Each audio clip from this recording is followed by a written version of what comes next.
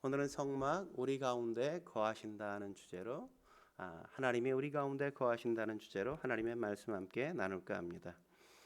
우리가 그동안 살폈던 율법이나 오늘부터 우리가 살피게 될 성막과 같은 경우 우리가 이런 부분을 성경에서 만나게 되어지면 좀 힘들고 어렵다고 느껴지지 않습니까? 그래서 성막이나 레위기 제사 의식과 같은 대목을 우리가 성경을 읽으면서 만날 때 우리의 마음속에 이 부분을 계속 읽어야 되나 아니면 건너뛰어야 되나 이런 갈등이 마음속에 일어난단 말이죠. 왜 이걸 꼭 읽어야 되나? 이게 내게 어떤 도움이 되는 건가? 내 신앙생활에 이게 무엇 때문에 중요한가? 잘 알지 못하는 마음 때문에 그런 갈등을 하게 되었죠. 저는 그런 생각을 할까요, 안 할까요?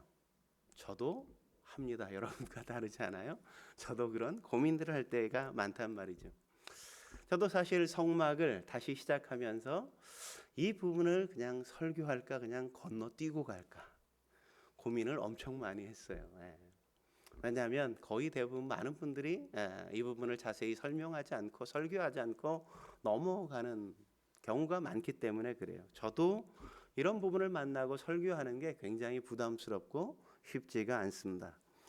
그럼에도 불구하고 제가 설교해야 되겠다. 이 구약 부분을 읽고 이게 무슨 뜻인가 하고 생각하는 이유는 구약과 신약이 각기 따로 존재하는 게 아니고 동일한 본질을 담고 있고 동일한 걸 메시지로 말하고 있기 때문이란 말이죠. 여러분, 출애굽기는 총 몇 장으로 이루어져 있죠? 40장으로 이루어져 있습니다. 내용상 크게 세 부분으로 나누어지게 되는데 1장부터 19장은 이스라엘 백성들이 애굽에서 출애굽하는 사건, 구원을 상징하는 사건이 기록되어 있고, 두 번째는 구원받은 백성이 어떻게 인생을 살아야 하는가 하는 율법, 그러니까 십계명을 주실 뿐만 아니라 그것을 세부적으로 우리가 구체적으로 어떻게 적용하며 살아야 하는지에 대한 내용인 언약서의 내용을 기록하고 있단 말이죠. 그게 20장에서 24장까지의 내용이에요. 그리고 마지막 25장부터 마지막 40장까지가 성막에 대한 부분으로 우리가 하나님과 더불어 어떻게 화목하게 교제하며 삶을 살 것인가 그 내용에 대하여 기록하고 있는 겁니다. 이 성막의 부분을 오늘 우리가 함께 살펴보게 되는 겁니다. 이 성막은 사실은 왜 성막이라 그러냐? 이 세상과 구별되어 거룩한 곳이라는 의미에서 성막이라고 이야기하고 뿐만 아니라 이것은 하나님의 언약의 증거다라는 의미에서 이것을 증거막이라고 이야기합니다. 그리고 이것을 또 다른 말로 뭐라 그러냐면 회막이라고 이야기하는데 이곳에서 우리가 하나님을 만나는 곳이다. 이런 의미가 이 속에 담긴 것이란 말이죠. 성막은 세상과 구별된 곳이요. 이것은 하나님의 언약의 증거일 뿐만 아니라 이것은 하나님과 우리가 날마다 만나고 그분과 교제하는 장이라는 의미가 여기에 있습니다. 여러분, 이 성막이 얼마나 중요한지 아십니까? 이 성막이 얼마나 중요하냐? 첫째로 성경 전체를 보면 무려 성경 전체에서 50장이나 이 성막에 대하여 기록할 정도로 성막에 대한 분량이 적지 않단 말이죠. 우리가 오늘 살피는 이 출애굽기에서는 무려 13장이 성막에 대해 기록하고 레위기에서는 무려 18장이 그리고 민수기에서는 13장, 신명기에서는 2장, 신약성경의 히브리서에는 4장이나 이 성막에 대해서 기록하는 걸 할애하고 있다는 사실을 우리가 안다면 이게 얼마나 중요하면 이렇게 많은 부분을 할애하겠습니까? 뿐만 아니라 두 번째, 이게 왜 중요하냐? 성막은 하나님께서 지상에 거하시는 이 땅에 거하시는 임시 처소이기 때문에 그렇단 말이죠. 오늘 보면 8절에 뭐라고 이야기합니까? 내가 그들 중에 거할 성소 이렇게 말하지 않습니까? 성소는 뭐라고요? 성막은 뭐라고요? 하나님께서 이곳에 잠시 거하시는 성소란 말이죠. 솔로몬 성전이 지어지기 전까지 무려 480년 동안이나 성막이 하나님이 임시로 머무는 거처처럼 거하셨던 곳이었던 겁니다. 그리고 마지막으로 이 성막의 모든 요소는 예수 그리스도를 예표할 뿐만 아니라 교회와 하나님 나라를 예표하여 보여주는 것이기 때문에 중요한 것이란 말이죠. 신약이 실체라면 구약은 예표인 겁니다. 그러므로 신약의 실체를 바로 알려면 구약의 예표를 제대로 알아야만 신약을 제대로 이해할 수 있는 거란 말이죠. 우리의 신앙이 왜 힘이 없을까요? 왜 능력이 없을까요?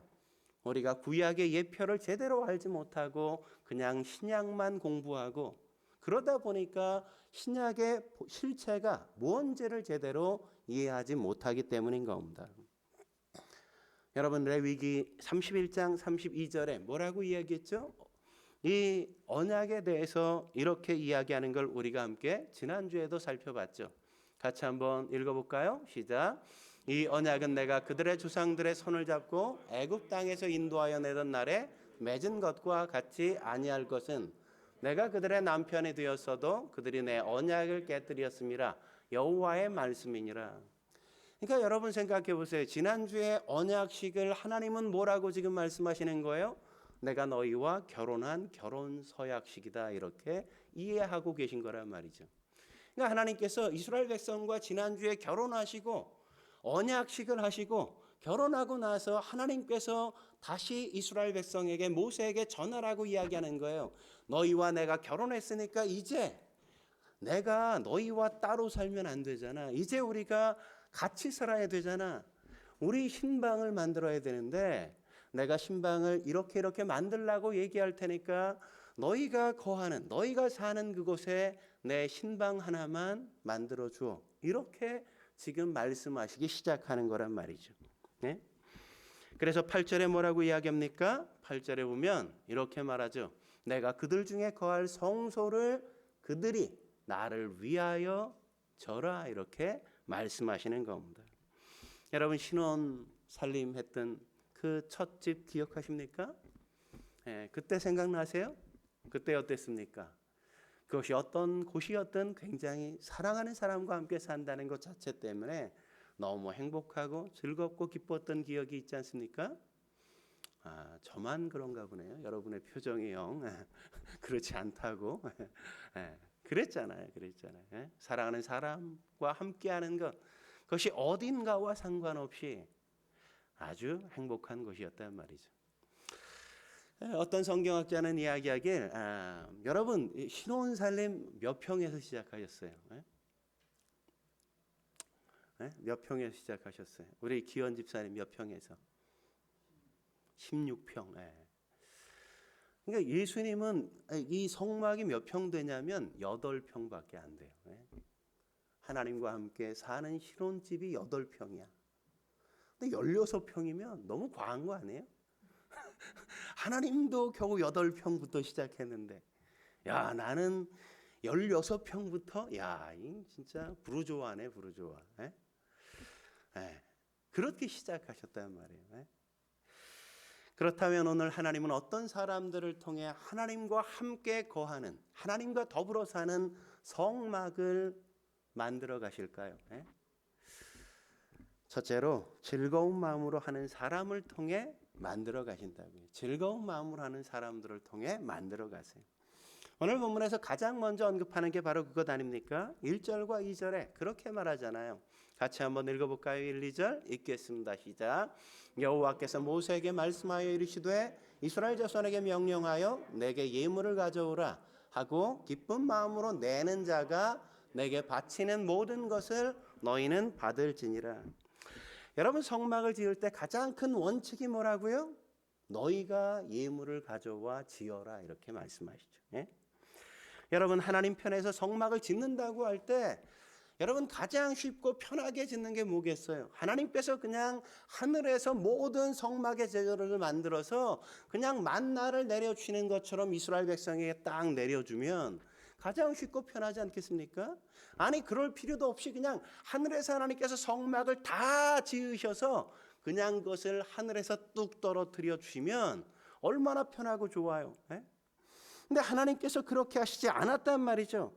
하나님은 그렇게 하시지 않고 어떻게 하셨어요? 성막을 짓는 데 필요한 그 어떤 것도 기적적인 방법으로 이스라엘 백성에게 허락하시지 않았단 말이죠. 어떻게 하셨다고요? 너희가 예물을 가져와 그것으로 져야 한다고 요구하신단 말이죠. 그러면 하나님은 왜 예물을 요구하시는 걸까요? 왜 하나님은 물질적인 것을 우리에게 요구하시는 걸까요? 다시 말하면 왜 성막이 필요하냐 이거죠. 왜 성막이? 예? 여러분 왜 성막이 필요한 겁니까? 사실은 하나님 편에서 생각해 보면 성막이 필요해야 필요하지 않아요. 필요하지 않는단 말이에요. 왜요? 하나님은 영이시기 때문에 보이지 않는 존재이기 때문에 이런 성막 같은 곳에 성전 같은 곳에 그렇게 제한되어 계실 분이 아니기 때문에 그래요. 그러나 인간은 어때요? 하나님이 정말 어디에 계시는지 궁금하잖아요. 그죠? 어디에 가면 하나님을 만날 수 있는지, 내가 하나님을 보려면 어디 가야 되는지, 어디에 가서 하나님 앞에 기도를 드릴 수 있는지, 예배를 드릴 수 있는지, 내가 어디서 하나님을 만날 수 있는지, 그게 인간의 편에서는 끊임없는 질문이란 말이죠. 내가 어디 가면 하나님을 만날까? 여러분이 예배를 드려봤잖아요. 코로나 시국에 집에서 예배 드려보니까 제대로 됩니까? 옷도 제대로 안 차려입고 세수도 제대로 하지 않고 그냥 자다가 일어나서 침대에서 그냥 핸드폰 펴고, 어떤 사람은 그냥 목욕탕에 물 받아놓고 그냥 핸드폰 하나 딱 켜고 목욕탕에 앉아서 예배드리셨던 그런 분도 계시다 그래요. 여러분 그게 예배예요? 그게 예배가 되겠습니까? 그래서 샴페인 한 잔 마시면서 안 되잖아요. 안 되잖아요. 교회에 나와서 여기에 앉는 순간부터 내가 하나님이 계신 곳이라는 생각이 들고 내 마음이 경건하게 준비되면서 하나님을 향한 내 마음이 일어나기 시작한단 말이죠. 그래서 하나님께서는 우리가 그렇게 하나님을 보길 원하는 어떤 장소, 그 장소가 인간에게 필요하다는 사실을 알고 인간의 수준에 맞춰서 성막을 짓도록 허락하시는 거란 말이죠. 너희가 그렇게 나를 보기를 원한다면, 나를 만날 장소가 필요하다면 그러면 그곳을 하나 정해. 그런데 말이야, 너희가 그렇게 원하는 거니까 너희가 간절히 원하는 마음을 담아서 기쁘게 너희가 예물을 가지고 와서 그 성막은 져야 돼. 이렇게 하나님께서 요구하시는 거란 말이죠.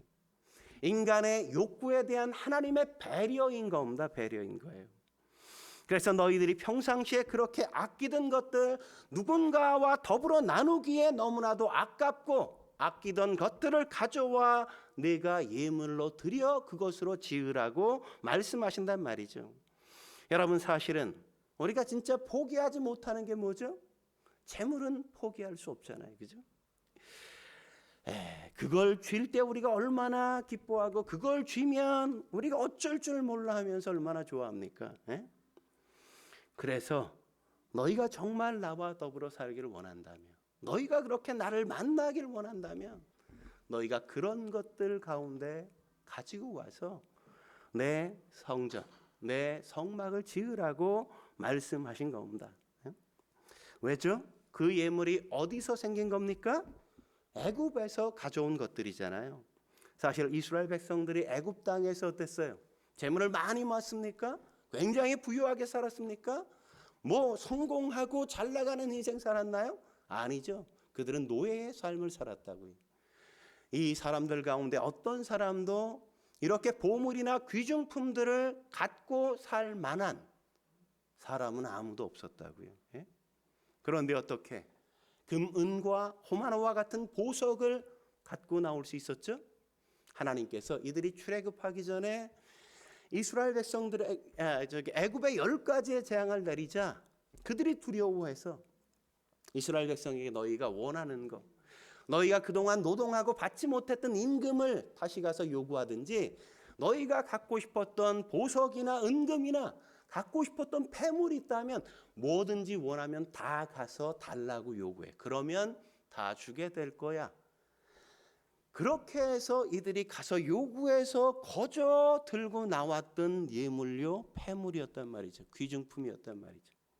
그러니까 사실 가지고 나왔던 이런 귀중품들이 진짜 이 사람들이 노동해서 얻어낸 결과인 건가요? 아니란 말이죠. 그들이 갖고 있었던 것 전부 다 그들이 얻은 게 아니에요.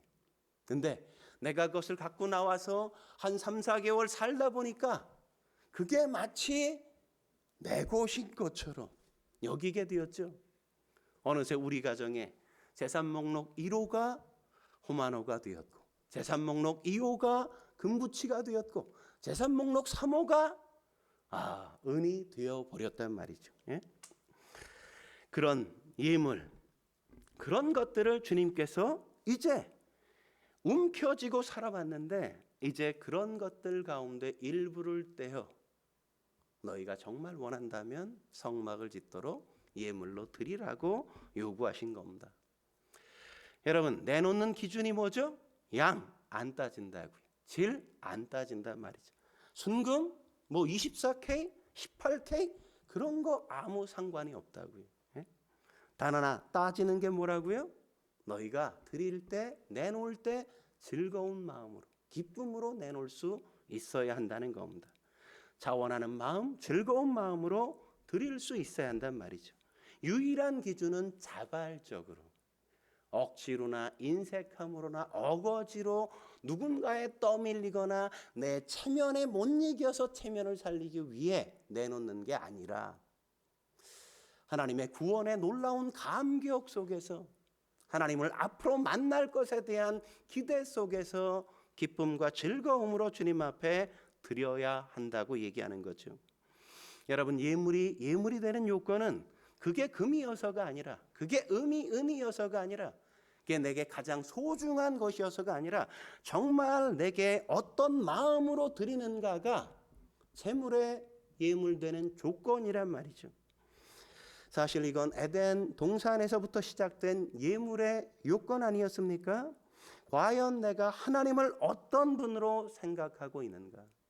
어떤 분으로 여기고 있는가? 있으면 좋고 없으면 말고 하시는 그런 분처럼 여긴다면 그런 것은 예물이 될 조건이 되지 못한다는 거죠. 이게 가인의 예물과 아벨의 제물에서 기준이 되었던 것 아닙니까? 왜 아벨의 제사는 받고 가인의 제사는 받지 않았습니까?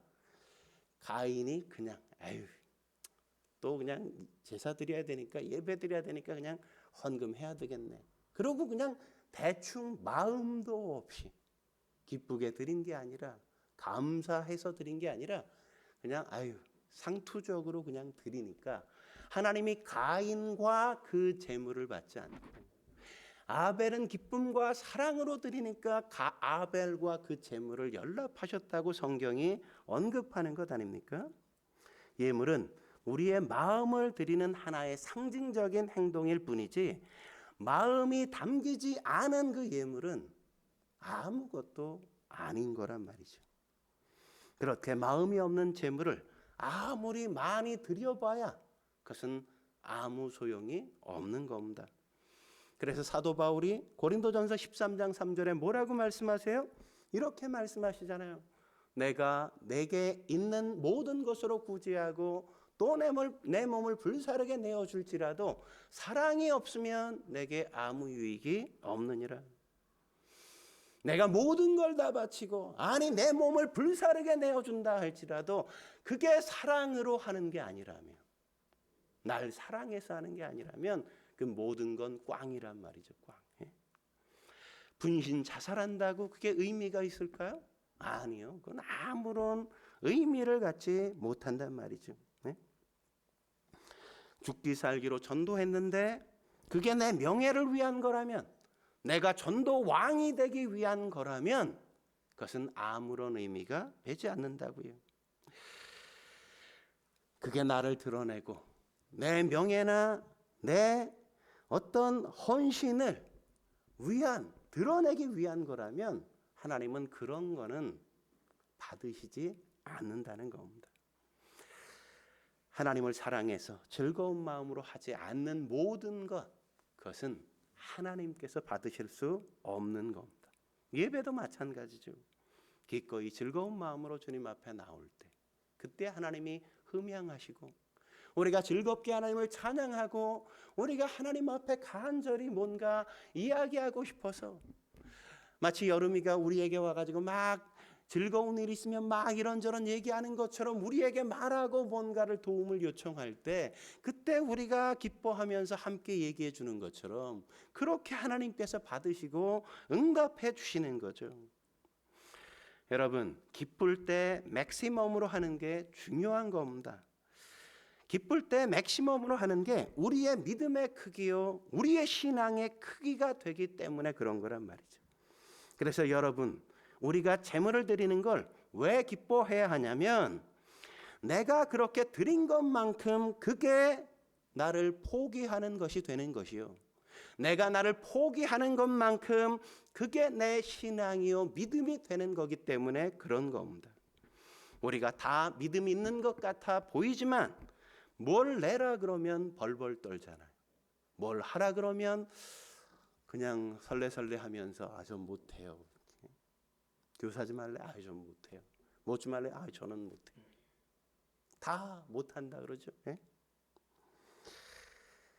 믿음이 그만큼만한 거예요. 그만큼만한 거. 예? 내 시간, 내 재능, 내 물질, 내 자존심을 포기하는 것만큼 사실은 그게 내 믿음의 크기란 말이죠. 크기. 그걸 즐겨내는 것만큼 그게 내 신앙이고 내 믿음인 겁니다. 그런데 하도 안 되니까 하나님께서 우리의 믿음을 키워주시기 위해 때때로 어떤 일을 하세요? 어떤 때는 질병을 통해, 어떤 때는 사건 사고를 통해 우리의 것을 한 번에 그냥 확 걷어가실 때가 생긴단 말이죠. 그래야 그제서야 그냥 하나님 앞에 매달리고 하나님밖에 없습니다, 이렇게 살려주세요 하는 그런 신앙의 자리에 나오니까 어쩔 수 없이. 욥처럼요. 욥처럼. 욥이 그랬잖아요. 우리가 할 수 있을 때 즐거움으로 하나님 앞에 반응할 수 있어야 한다고요. 그런 사람들을 통해 하나님은 하나님의 성막을 만들어 가시는 겁니다. 한 걸음 더 나아가 하나님은 어떤 사람들을 통해 성막을 만들어 가실까요? 두 번째, 진실한 마음으로 하는 사람들을 통해 만들어 가신다고요. 진실한 마음으로 하는 사람들을 통해 만들어 가세요. 오늘 본문에 보면 3절부터 7절까지 하나님이 받으실 예물의 목록을 지정해 주시는 걸 우리가 확인할 수 있지 않습니까? 같이 한번 볼까요? 3절부터 7절까지 뭘 받으시겠다고 하시는지 같이 한번 읽어보죠. 시작.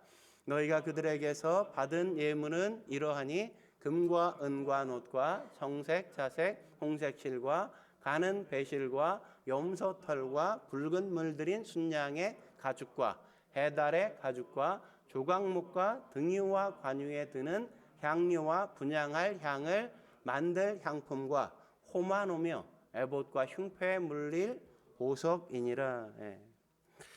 여기 보면 금과 은, 호마노와 같은 보석같이 아주 귀중한 귀중품들을 이야기하죠. 그죠? 네. 그런 것들을 하나님이 받을 만한 예물로다가 언급하신다고요. 근데 그런 것만 언급하냐? 그렇지 않아요. 오늘 본문에 보면 아주 의외의 것을 하나님께서 우리에게 예물로 드릴 것을 요구하는 걸 우리가 볼 수 있죠. 그게 뭘까요? 조각목이라는 걸 5절에서 언급하는 걸 우리가 확인할 수 있지 않습니까? 여러분, 조각목이 뭐냐면 광야에 가장 흔해 빠진 나무가 조각목이었어요. 히브리 우리가 성경에 보면 시딤 나무라고도 언급되어 있고 우리말 성경 우리말로 이걸 옮기면 그냥 아카시아 나무로 우리가 번역한단 말이죠. 여러분, 우리가 아카시아 나무 쓸모 있어요, 없어요? 거의 제목으로도 못 써요. 땔감으로밖에 쓰지 못하는 게 아카시아 나무 아닙니까? 이스라엘 땅에서도 이 조각목은 전혀 쓸모가 없는, 볼품도 없을 뿐만 아니라 쓸모도 없는 그런 나무였단 말이죠. 딱 하나, 조각목은 장렬하는 태양의 빛과 열을 잘 견딘다는 것밖에는 뭐 다른 용도가 없어요. 그러니까 조각목의 특징 뭐예요? 아주 흔하다는 거죠. 아주 흔하니까 누구든 원하면 그것을 가서 얻어다가 그것을 하나님 앞에 예물로 드릴 수 있다는 거란 말이죠. 그러니까 누구도 없어서 드리지 못하는 그런 사람은 없게 하나님께서 만드신 겁니다. 어떤 사람도 하나님의 교회 회원이 될 수 없는 사람은 없다고 말씀하시는 거란 말이죠. 그러면서도 이렇게 쓸모 없는 것처럼 보이고 볼품 없는 것처럼 보이는 이 나무일지라도 성막을 만드는 재료로 하나님께서는 귀하게 쓰시겠다고 말씀하시는 겁니다. 여러분, 성막이 아주 귀하고 값비싼 어떤 예물과 같은 보석과 같은 것으로만 만들어지지 않고 볼품 없고 쓸모 없는 이런 조각목과 같은 것으로 만들어진다는 건 뭘 의미하는 겁니까? 그건 하나님의 성막을 짓는 것은 대단히 뭔가를 가진 사람들이나 능력 있는 사람들만이 하는 게 아니라는 거죠. 그건 평범하고 아주 특별할 게 전혀 없는 사람들, 그런 사람들도 함께 성막을 짓게 만드시겠다는 겁니다. 여러분, 이 조각목이 뭘 만들었는지 아세요? 조각목으로? 이 조각목으로 만든 게 하나님의 언약궤예요. 언약궤, 법궤. 예? 거기에 하나님의 말씀인 십계명 두 돌판이 들어가잖아요. 하나님의 임재가 거기에 나타나는 겁니다. 예? 하나님의 임재의 상징이 바로 이 언약궤거든요. 예? 그러니까 가장 보잘것없고 볼품없고 형편없고 사람들이 봐주지 않는 흔해 빠진 그것을 통해 그들에게 하나님은 하나님의 임재가 머무는 장소로 가장 귀하게 사용하시고 쓰시겠다고 말씀하시는 거란 말이죠. 여러분, 그래서 바울은 고린도전서 21장 26절에서 29절에 이렇게 말하는 걸 우리가 볼 수 있지 않습니까? 형제라, 너희를 부르심을 보라. 너희를 왜 부르셨는지 보라. 이렇게 말하죠. 그러면서 뭐라 그래요? 육체를 따라 지혜로운 자가 많지 아니하며 능한 자가 많지 아니하며 문벌 좋은 자가 많지 아니하도다. 뭐예요? 보석들은 성막 짓는데 그렇게 많이 안 쓰여요. 왜? 가장 많이 쓰이는 건 조각목이란 말이죠. 그러나 하나님께서 뭘 쓰세요? 세상의 미련한 것들을 택하사 지혜 있는 자를 부끄럽게 하시고 세상의 약한 것들을 택하사 강한 것들을 부끄럽게 하시며 하나님께서 세상의 천한 것들과 멸시받는 것들과 없는 것들을 택하사 있는 것들을 폐하려 하시나니 이는 아무 육체도 하나님 앞에서 자랑하지 못하게 하려 하심이라. 예? 자기를 자랑해서 나 이런 사람이야, 이러니까 장로하는 거지, 이러니까 권사하는 거지, 이러니까 내가 목사님이 날 이렇게 대우해 주지, 이런 걸 기대하는 사람이 아니라 내가 나와서 뭔가를 할 수 있는 것 자체가 감사하고 뭔가 하나님을 위해 내가 하는 것 자체에 대한 큰 기쁨과 즐거움이 있는 그 사람들, 그런 사람들을 통해 하나님은 하나님의 성막을 세워가시고 하나님의 교회를 만들어 가시고 하나님의 나라를 만들어 가신다고 성경은 그렇게 말씀하신단 말이죠. 여러분, 두 렙돈을 드렸던 그 여인 기억하시잖아요. 예? 두 렙돈, 우리 돈으로 한 1,000원 정도 하는 거 드린 그 여인에게 주님께서 뭐라 그러세요? 예? 가장 아름다운 예물을 드렸다고 말씀하시잖아요. 전제가 뭡니까? 하나의 전제가 있죠. 어떻게 드려야 돼요? 진실한 마음으로 하나님 앞에 드려야 된단 말이죠. 그래서 6절에 뭐라고 이야기합니까? 6절에 보면 등유와 관유에 드는 향료와 분향할 향을 만들 향품과 라고 이야기하죠. 여러분, 등유는 등을 밝히는 데 사용하는 기름이고 관유는 왕이나 제사장 선지자를 임명식할 때 기름을 붓는 기름이란 말이죠. 여러분, 이 기름은 어디서 짜느냐 하면 올리브 나무에서 올리브 열매로 짜는 거예요. 근데 이 등유와 관유를 드릴 땐 뭐로 드려요? 가장 처음 짜는 것, 열매를 걷어서 처음 짜는 것을 하나님 앞에 드렸단 말이죠. 여러분, 그러잖아요. 우리 용선 집사가 어디 가서 좋은 데 가서 밥을 먹어보면 뭘 생각해요? 아, 효진 집사랑 함께 여기 와서 밥 먹어야지. 이 생각 제일 먼저 하지 않습니까? 예? 우리 뭐 은옥 집사님, 연옥 집사님도 그러잖아요. 어디 가서 좋은 거 먹으면 내가 남편이랑 애들이랑 데리고 와서 여기 와서 차 마셔야 되겠다. 늘 그런 마음 같잖아요. 예? 그것처럼 우리에게 뭔가 가장 좋은 게 생겼을 때, 뭔가가 생겼을 때, 이건 하나님 앞에 드려야지. 이런 마음을 갖는 진실한 신앙의 마음. 그 마음을 하나님이 받으신다는 거죠. 여러분 생각해 보세요. 옛날 어른들이 성미를 들 때 성미가 뭐 얼마나 한다고 그거 뭐 바치게 해요. 근데 가장 먼저 하나님 앞에 뜨잖아요. 그죠? 예? 그 처음을 하나님 먼저 챙긴다는 그 태도와 마음을 하나님이 받으시는 것이지, 그게 뭐 성미 없어도 상관없어요. 그런 거란 말이죠. 그런 거. 그러니까 이게 그냥 아무거나 드리면 되는 게 아니라는 거죠. 하나님을 향한 진실한 사랑을 담아 뭐 좋은 것을 만났을 때 했을 때 하나님께 드리면 좋겠다. 성도들과 함께 오면 좋겠다. 이런 마음을 갖는 그 마음. 그런 마음을 하나님이 받으시는 거죠. 진심으로 사랑하는 사람에게 전심을 담아 드린다면 하찮은 걸 여러분 드리겠습니까? 쓰다 남은 어떤 걸 이렇게 나눌까요? 먹다만 뭐 어떤 걸 이거 드실래요? 이렇게 내밀겠습니까? 아니죠.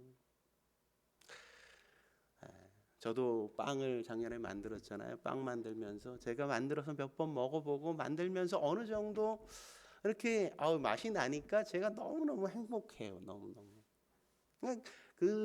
그때 생각나는 게 이거 성도들 만들어서 나누면 좋겠다. 그런 마음이 그냥 자연스럽게 드는 그런 마음을 하나님은 받으신다고.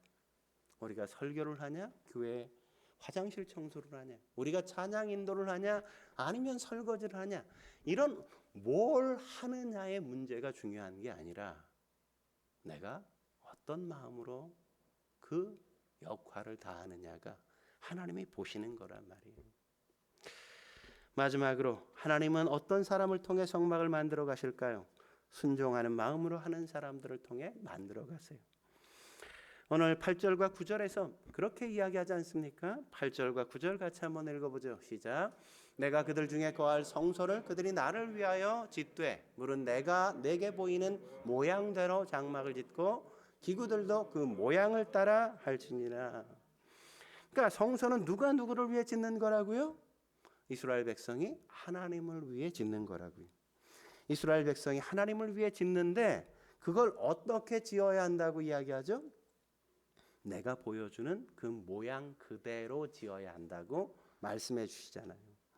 다시 말하면 하나님께서 모세에게 보여주신 그대로, 말씀하신 그대로 성막을 지어야 한다고 말씀하신 거란 말이죠. 여러분 신앙생활이 뭐냐? 바로 이거예요. 하나님이 보여주신 대로, 하나님이 들려주신 말씀 그대로 사는 것, 그게 바로 신앙이란 말이죠. 거기에 우리의 생각을 집어넣지 않고, 우리가 이럴 거라고 상상하지 않고, 내가 곡해하지 않고 하나님이 말씀하신 그대로 내가 따르고 순종하는 것, 그게 바로 신앙생활. 그들을 통해 하나님의 교회는 세워지고 하나님의 나라는 임하는 거라고요. 내 생각이 들어가고 내 생각을 주입해 놓고 그런 사람들을 통해서는 만들어지지 않는다고요.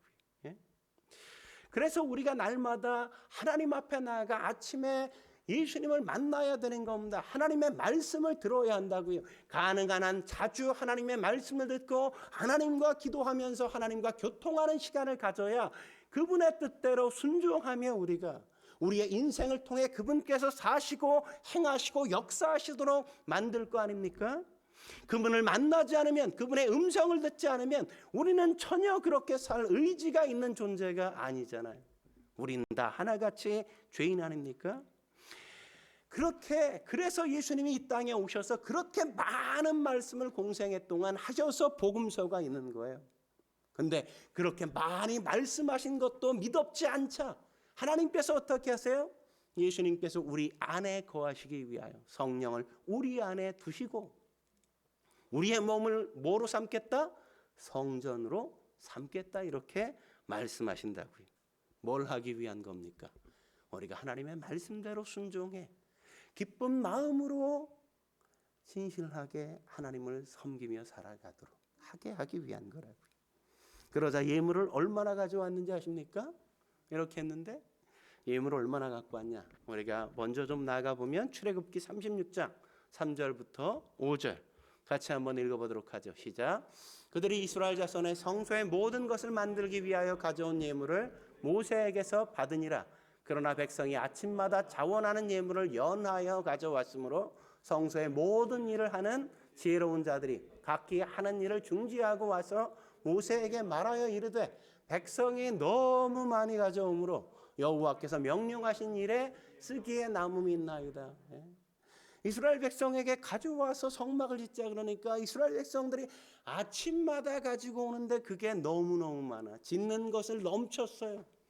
그래서 사람들이 더 이상 안 갖고 와도 되는데 이거 어떻게 하죠?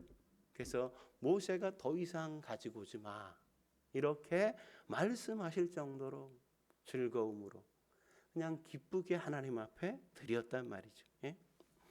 기꺼이 드릴 때, 기꺼이 순종할 때 이런 일들이 일어나는 거란 말이죠.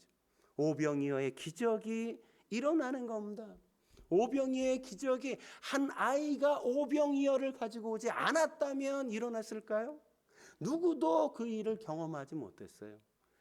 한 소년이 오병이어를 가지고 와서 도시락을 갖고 오자 그것을 통해 놀라운 기적을 2만 명이나 함께 경험하지 않습니까?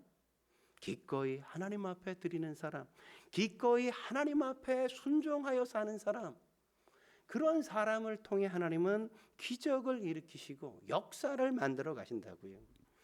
그렇게 해서 우리가 하나님의 성소가 되어진다고 바울이 말하지 않습니까? 마지막으로 고린도전서 6장 19절 20절 같이 한번 읽어보죠. 같이 읽겠습니다. 시작. 너희 몸은 너희가 하나님께로부터 받은 바 너희 가운데 계신 성령의 전인 줄을 알지 못하느냐.